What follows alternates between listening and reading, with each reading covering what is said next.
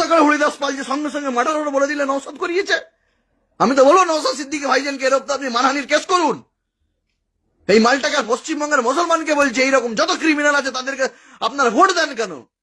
আমি তো আপনাদেরকে বলে দিয়েছি, ট্রিক্স বলে দিয়েছি। আপনাদেরকে একটা জিনিস করতে হবে, আপনার কোন সিপিএম এর ঝান্ডা ধরতে হবে না, কংগ্রেসেরও ধরতে হবে না, আইএসএফ এরও ধরতে হবে না, এমআইএম এর ধরতে হবে। রাজনীতি করে চুপ করে বাড়িতে বসে থাকুন, খালি ভোটের দিনে দেখিয়ে দিন। কেন ভোট তো দিতে যেতে বিধানসভার ভোটে আপনাকে কেউ আটকাতে পারবে না।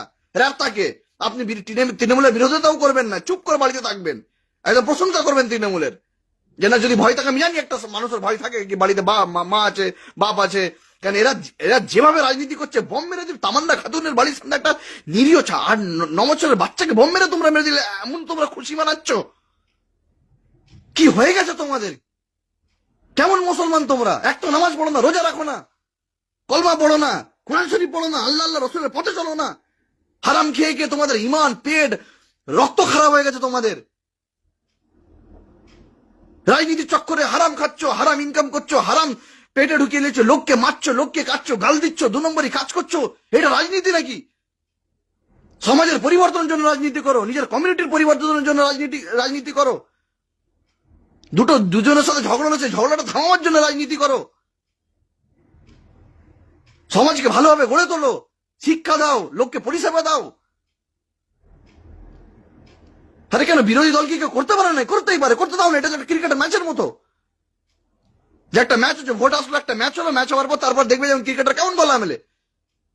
একটা নন মুসলিম এলাকায় যাবে যেখানে মুসলমানের সংখ্যা কম, হিন্দু সংখ্যা বেশি, সেখানে দেখবে তো ভোটের পর বিজেপির বাড়ির ধরে ধরে তো মারে না, বিজেপির বাড়িতে বোম মারে না ওরা।